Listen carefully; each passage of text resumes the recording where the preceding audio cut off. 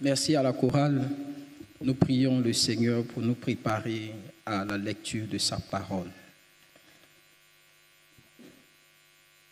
Seigneur notre Dieu, tu connais l'état de nos cœurs. C'est avec diversité de terrains favorables et non favorables. Défriche-nous, Seigneur, par ton Saint-Esprit. Rends-nous profonds, féconds et productifs, afin que s'accomplisse en nous ta promesse qui dit que ta parole ne retourne pas à toi sans effet. Oui, Seigneur, agis en nous par ta parole, que nos vies fleurissent et portent du fruit digne de ton nom, par Jésus-Christ notre Seigneur et Sauveur. Amen. Lecture de l'Ancien Testament, tirée du livre de la Genèse, chapitre 4, versets 1 à 8. Genèse, chapitre 4, versets 1 à 8. Adam connut Ève, sa femme.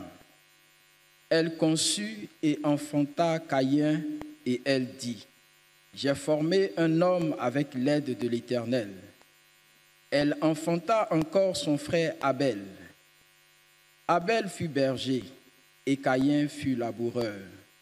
Au bout de quelque temps, Caïn fit à l'Éternel une offrande des fruits de la terre. Et Abel, de son côté, en fit une des premiers-nés de son troupeau et de leur graisse. L'Éternel porta un regard favorable sur Abel et sur son offrande, mais il ne porta pas un regard favorable sur Caïn et sur son offrande. Caïn fut très irrité et son visage fut abattu. Et l'Éternel dit à Caïn, « Pourquoi es-tu irrité et pourquoi ton visage est-il abattu? Certainement, si tu agis bien, tu relèveras ton visage. Et si tu agis mal, le péché se couche à la porte et ses désirs se portent vers toi. Mais toi, domine sur lui. » Cependant, Caïn adressa la parole à son frère Abel. Mais comme ils étaient dans les champs, Caïn se jeta sur son frère Abel et le tua. Amen.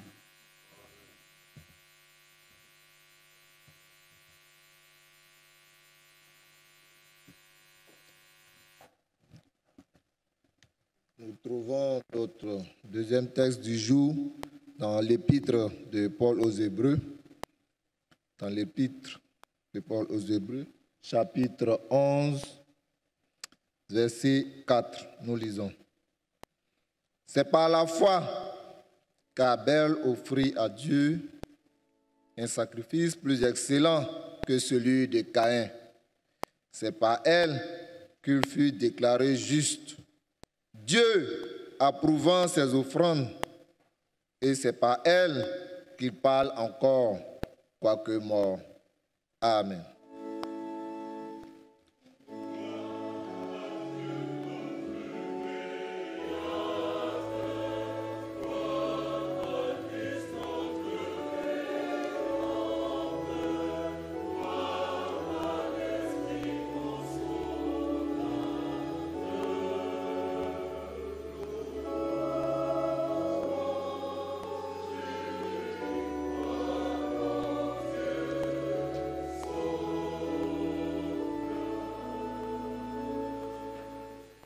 Nous terminons notre série de lectures avec la dernière que nous trouvons dans l'évangile de Jésus selon Luc.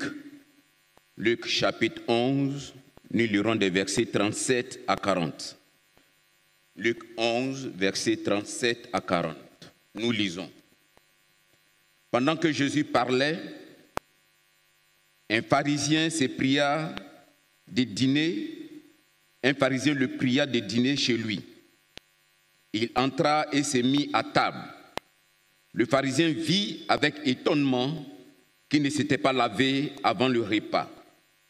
Mais le Seigneur lui dit, « Vous, pharisiens, vous nettoyez le dehors de la coupe et du plat, et à l'intérieur, vous êtes pleins de rapines et de méchanceté.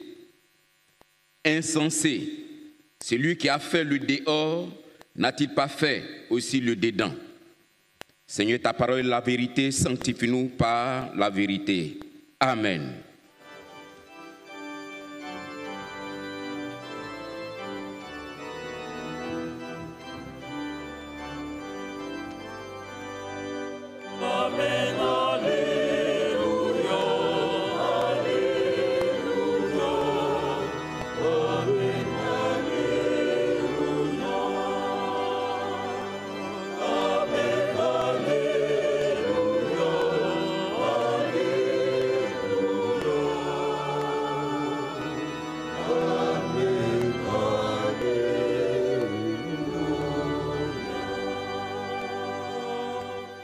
Peuple de Dieu, nous chantons ensemble avec la chorale le cantique Gloire à Dieu numéro 484 pour nous préparer à recevoir la prédication.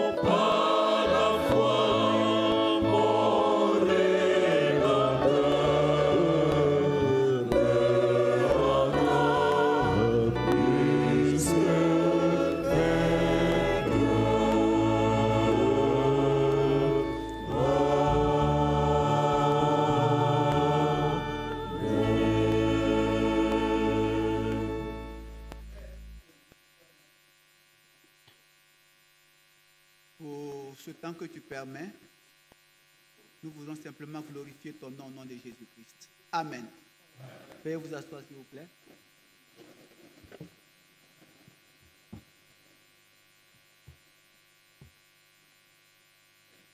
Merci. Alors, le thème que l'Église nous donne, c'est la foi d'Abel dans son offrande. La foi d'Abel dans son offrande. Et pour ce thème, l'Église nous donne 3 textes que nous avons lus tout à l'heure. Genèse chapitre 4, versets 1 à 8. Hébreux 11, verset 4. Luc 11, verset 37 à 40. Je voudrais vous saluer dans le nom de Jésus-Christ. Ça fait très très longtemps que je suis arrivé ici, ça fait près de 20 ans. Ou bien. Donc ça fait beaucoup d'années quand même. Et le Seigneur m'a fait la grâce à la faveur de la fête des moissonneurs d'être avec vous. Vraiment que le Seigneur vous bénisse. Pour les prédicateurs, c'est quand même difficile de commencer la prédication comme ça. On tourne sur nous-mêmes, même quand tout est rédigé, avant de retrouver nos repères. Quand j'étais en terminale, je crois dans les années 89, c'était en terminale, on avait un professeur de mathématiques. Il était juif français. C'est un français, il était juif. Et donc, c'est lui qui nous enseignait en mathématiques. Et il a dit quelque chose. Il dit, votre pays là, en 5 ans, vous pouvez faire de ce pays un Japon. En 5 ans, vous pouvez faire de ce pays un Japon. Aujourd'hui, j'ai les cheveux blancs. On n'a pas encore fait de ce pays un Japon. Et ce qui est déplorable, on ne fait que reculer. Et je me pose des questions, je m'interroge. Et c'est l'objet de mes questionnements au Seigneur. C'est l'objet de mes questionnements au Seigneur. Pourquoi? Pourquoi? Nous voulons relever le défi. On va le relever, c'est sûr. Mais on ne peut pas relever ce défi seul. Il faut le relever avec les autres. C'est pourquoi nous avons besoin de nous parler. Il faut dire à ton frère, à ta soeur, on va se parler. Alléluia. Partout où on passe, on dérange un peu, mais c'est comme ça. Il y a un prédicateur qui me disait tout à l'heure, avant, au jubilé, on n'avait pas les tam-tams. Hein. C'est une bataille. Aujourd'hui, il y a les tam-tams. Il n'y a pas de groupe musical. Aujourd'hui, il y a un groupe musical. C'est comme ça. Il faut toujours se battre. Et il y a un serviteur de Dieu. Aujourd'hui, il est décédé. Le pasteur Yongisho, je crois que tout le monde le connaît. Il était parti pour un séminaire au Ghana. Et puis, au cours du séminaire, il pose la question aux Ghanéens. Il dit, mais en 1960, la Corée et vous, les pays africains, étaient sur le même pied. 20 ans après, la Corée fait partie des pays développés. Vous, en Afrique, vous ne faites que reculer. Qu'est-ce qui se passe? Vous avez Jésus ou vous ne l'avez pas? Vous avez Jésus ou vous ne l'avez pas? Si vous l'avez, vous devez pouvoir avancer comme nous. Comment ça fait que vous n'avancez pas, mais vous ne faites que reculer? C'est des interrogations. Alléluia. Et je crois que le thème vient à propos. Et nous allons utiliser ce thème comme prétexte pour nous parler. Se regarde en face et puis on se parle. Alléluia. Alors ce que le Seigneur fait, c'est de nous exhorter à poser des actes. À poser des actes pour son œuvre. Et toujours dans son intérêt, mais en même temps, en posant ces actes, nous les posons dans l'intérêt de Dieu, mais également dans notre intérêt. Mais je ne sais pas si c'est à tort ou à raison, mais beaucoup s'interrogent, les uns les autres s'interrogent sur l'opportunité de ces actions, de ces actes dans l'Église. Et le prétexte ici, c'est l'offrande. Le prétexte ici, c'est l'offrande. Est-ce que nous devons faire des offrandes à Dieu? C'est la question. Et si nous devons faire des offrandes à Dieu, comment nous devons faire ces offrandes pour que ces offrandes que nous faisons soient pour nous une source de bénédiction? C'est très important. Alléluia. Alléluia. Alors, quand on prend le texte de la Genèse, on voit que l'offrande est un don que nous offrons à Dieu. Mais au-delà, l'offrande est un sacrifice que nous faisons. Au-delà du don, c'est un sacrifice que nous faisons à Dieu.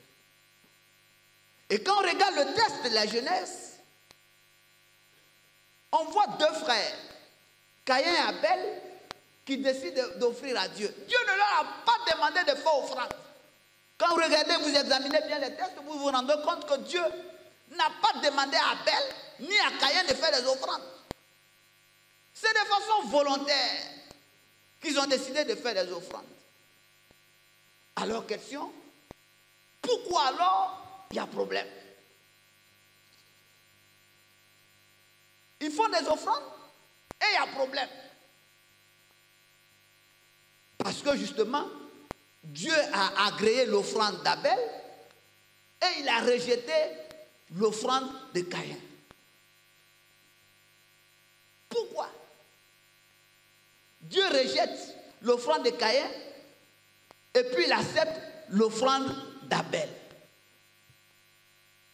Ça veut dire que ce que nous donnons à Dieu, Dieu voit si nous avons bien fait ou si nous avons mal fait. Et quand on regarde le cas d'Abel et de Caïn, on se rend compte que l'un a bien fait et l'autre a mal fait. Alors, la question qui se pose, comment nous devons offrir à Dieu? Dis à ton frère comment nous devons offrir à Dieu. Dis à ta soeur comment nous devons offrir à Dieu. Tout à l'heure, j'ai dit que Dieu n'a pas demandé à Abel ni à Caïn de faire offrande. Mais c'est eux-mêmes qui ont décidé de faire offrande. Pourquoi ils ont décidé de faire offrande? Moi, je ne sais pas. Mais si on analyse, on va un peu dans le livre de la Genèse, on voit quoi? Dans Genèse 4, verset 22, on nous dit quoi? Puis c'est dit, voilà, que l'homme est devenu comme un Dieu parce qu'il sait ce qui est bon de ce qui est mauvais. En d'autres termes, eux-mêmes, ils se sont rendus compte que c'est bon de donner à Dieu. Donc ils ont décidé de faire. Puis certainement aussi, par imitation, ils ont vu leurs parents faire des offrandes à Dieu, eux aussi ils ont décidé de faire des offrandes. Alléluia. Alors ma question, comment nous devons faire les offrandes à Dieu? C'est ça la question. Et en même temps, ça va résoudre le problème que j'avais posé en introduction.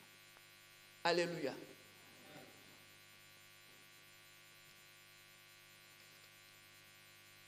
L'offrande que nous faisons à Dieu, nous devons le faire par la foi. Dis avec moi, par la foi.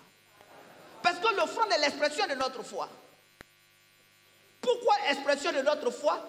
Parce que la foi veut dire confiance. Donc l'offrande que nous faisons montre la confiance que nous avons en Dieu.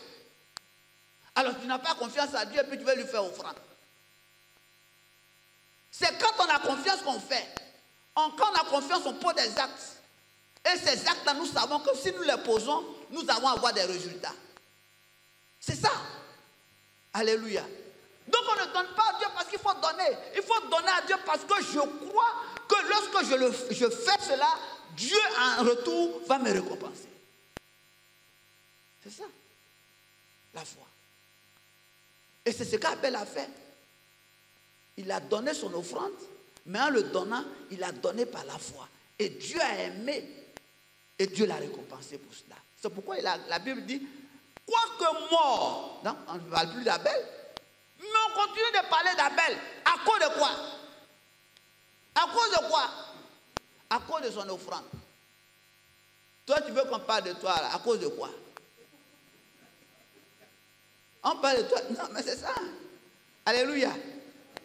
Chacun marque son temps. Je disais le matin, là, j'ai dit, mais nous ne sommes pas venus comme ça sur la terre au hasard ou bien par hasard. On est venu par rapport à un but, par rapport à un objectif. Tu es sûr que tu as accompli ton but, ton objectif? Et qu'est-ce que tu vas dire à Dieu quand tu seras devant lui? Alléluia. Et ça me rappelle ce gardien-là, il gardait le temple d'un serviteur de Dieu. Et chaque soir, il fait le tour là, c'est en Inde. Il fait le tour du temple et puis il vient s'asseoir. Un matin, il s'est levé et dit, mais Dieu, attends. Un soir, une nuit, là, c'est là, il dit Dieu. Donc, sur la terre que tu m'as envoyé, là, ça peut être gardien.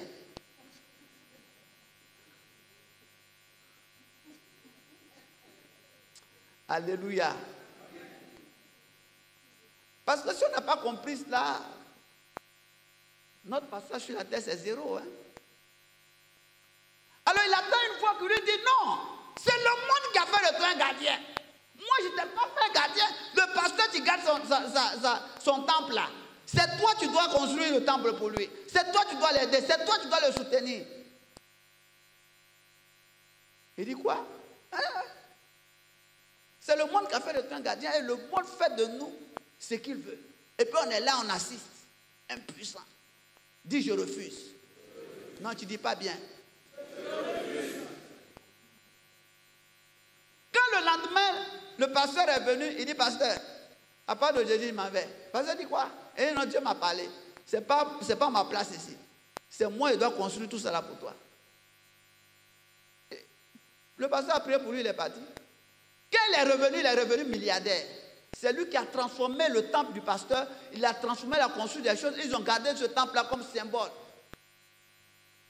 pour les visiteurs, pour dire ce qui s'est passé. C'est ça, c'est pour ça que nous sommes sur la terre. Alléluia. Nous sommes sur la terre pour marquer notre passage. Nous ne sommes pas venus au hasard. C'est pourquoi tu dois marcher par quoi? Par la foi. Tu dois faire toutes choses par la foi. Alléluia. Vous voyez, si Yonggi Cho a posé cette question, a parlé de ça au Ghanéens, mais c'est lui qui a transformé toute la Corée. Parce que tous ces hommes d'affaires, ces chercheurs coréens et autres, Samsung, viennent de son église. Mais la Corée était pauvre, c'était la pauvreté après la guerre. Mais il a transformé parce qu'il a prié pour demander la solution au Seigneur. Le Seigneur lui a donné. Il a transformé l'église, il a transformé toute la Corée. Un seul homme a pu le faire. Nous pouvons, frère. Nous pouvons le faire. Alléluia. On n'est pas découragé, on peut le faire. Donc la première chose, il faut faire toutes choses par la foi. Dis avec moi par la foi. La deuxième chose, c'est que nous devons, à travers l'offrande, manifester notre attachement à Dieu. Dis attachement. Le problème que nous avons, c'est que nous ne sommes pas attachés à Dieu. C'est comme un mariage. Notre relation avec Dieu, c'est un mariage. Quand on est attaché là, on est attaché. Et comme on n'est pas attaché à nos épouses, bien sûr, elles sont là de façon, on nous voit monsieur, madame, mais en réalité, on n'est pas attaché. Monsieur a 2, 3, 4, 5 bureaux. Quand on est attaché, il n'y a plus de bureau. C'est vrai ou c'est faux? Quand on est attaché, il y a un bureau encore. Il n'y a plus de bureau. C'est cette relation que le Seigneur veut que nous ayons avec lui. Une relation d'attachement. Dis avec moi attachement. C'est l'expression de notre amour pour Dieu. Si tu aimes Dieu, tu dois t'être attaché. C'est ça. Et tant que nous ne sommes pas attachés, nous allons voir que notre adoration sera une adoration de façade. Et c'est regrettable parce que nous ne pouvons pas voir la gloire de Dieu. C'est pourquoi Jésus a dit aux Juifs là, la coupe là, ce n'est pas l'extérieur. Mais de la même façon que nous entretenons l'extérieur, nous devons entretenir l'intérieur. C'est ça. Parce que Dieu n'a pas fait seulement l'extérieur, il a fait l'extérieur et l'intérieur. Les frères, attachons-nous à Dieu. Si nous voulons voir la manifestation de la gloire de Dieu, attachons-nous à Dieu. Vous allez voir, Dieu va faire des choses extraordinaires pour nous. Alléluia. Et je vous donne la clé au nom de Jésus. Je vais vous donner la clé. Nous, on est en train d'avancer. On est en train d'avancer de façon extraordinaire. Ce que Dieu est en train de montrer, faire, c'est extraordinaire. Ça va bouleverser ce pays. Ce n'est pas, non, on ne voit pas, mais on est en prière. Dieu veut faire des choses extraordinaires pour chacun de nous. Mais si tu n'es pas attaché, comment tu peux voir sa gloire? Dieu même te montre des choses. Tu te dis, mais Seigneur, c'est moi. Il dit, oui, c'est toi. Ce pays-là, c'est les chrétiens qui vont le diriger. Non, ça tarde, parce que nous ne sommes pas encore prêts. Mais c'est nous qui allons diriger ce pays. Alléluia. Et Dieu a donné toute la cartographie, tout ça. Non, mais ce n'est pas possible. Alléluia. Non. Prions les frères. Prions. Donc comme je disais, il faut que nous nous attachions. C'est très important. Il faut que nous attachions. Ou c'est Dieu, ou c'est pas Dieu. Ce n'est pas l'à peu près. Il faut le faire. Alléluia. Ça, c'est la deuxième chose. La troisième chose, l'offrande révèle notre caractère. Regardez. On ne savait pas qui était Caïn. Mais à travers l'offrande, Caïn s'est révélé comme un assassin. Mais qu'est-ce qui a révélé Caïn comme un assassin? C'est l'offrande. L'offrande révèle ce que nous sommes. Si nous sommes bons ou si nous sommes mauvais, c'est l'offrande qui révèle ça. Pourquoi? Parce que l'offrande, c'est la sueur, c'est le sang. L'offrande est liée au sang. Parce que ce que nous venons donner à Dieu, c'est l'effort de notre sueur que nous venons offrir à Dieu. Donc la sueur, c'est le sang.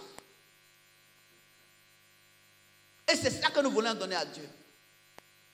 On ne sacrifie plus, mais on sacrifie à travers l'offrande. Si tu n'es pas capable de donner à Dieu, et puis tu dis que tu l'aimes, c'est une contradiction. Il faut donner à Dieu tout ce que nous avons. Il faut être capable de donner à Dieu ce que nous avons. Et c'est là seulement que nous allons voir la gloire de Dieu. C'est là seulement que nous allons voir la gloire de Dieu. Alors, pendant que je suis en train de prêcher, je me rappelle un serviteur de Dieu qui est en train de bâtir des choses extraordinaires au Nigeria. Et il y a un pasteur qui est venu le voir. Et il dit, mais ce que vous faites vraiment, c'est extraordinaire. Alors, est-ce que nous aussi, dites-nous, nous aussi, on va faire.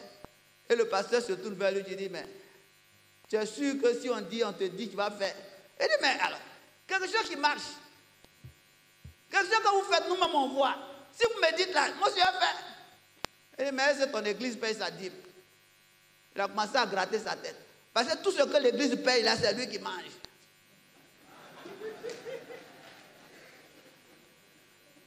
Alors le pasteur le regarde et dit, tu as vu?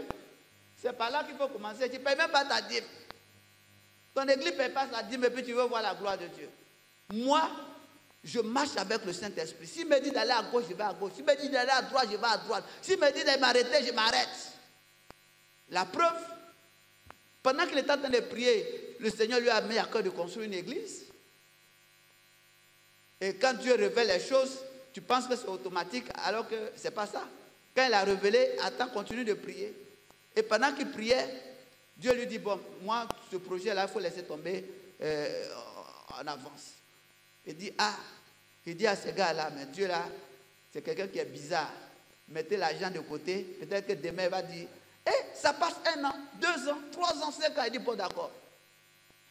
On va utiliser ce terrain-là, on va construire le campus de l'université. Et puis, quand le jour qui va dire qu'on peut construire, on va prendre le terrain et puis on va construire. Dieu n'a rien dit. Hein. Il a construit le campus là.